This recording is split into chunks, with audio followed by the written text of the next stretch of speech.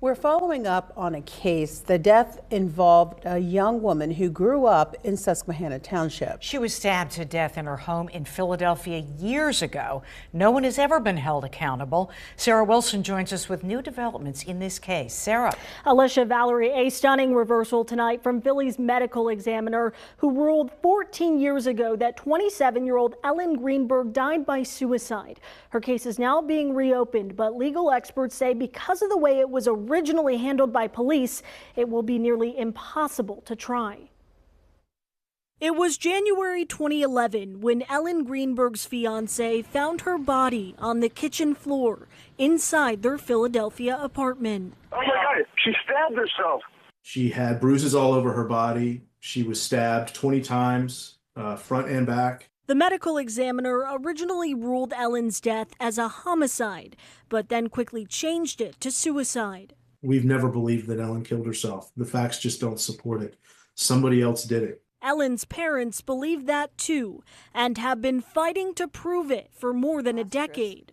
It's been 14 years that we've been trying to clear Ellen Ray Greenberg's name. Now, after years of investigations and multiple lawsuits, Philadelphia's medical examiner changed his mind, writing in a sworn statement that Ellen's death should be designated as something other than a suicide. The cover-up's always worse than the crime, right? And Greenberg family attorney William Trask believes there was a big one, saying the scene had been cleaned, all evidence washed away, before a crime unit was even called.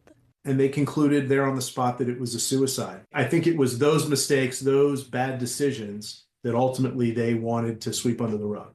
He says physical evidence proves Ellen did not take her own life. One conclusion from her examination was that the stab wound preserved there had been administered after Ellen was already dead. Trask also arguing Ellen couldn't have physically stabbed herself that many times from behind. And the medical examiner's office had blown that off. But Ellen's family feeling one step closer to justice now that the city's reversed course and agreed to reopen the case. They did everything they possibly could to stand in our way.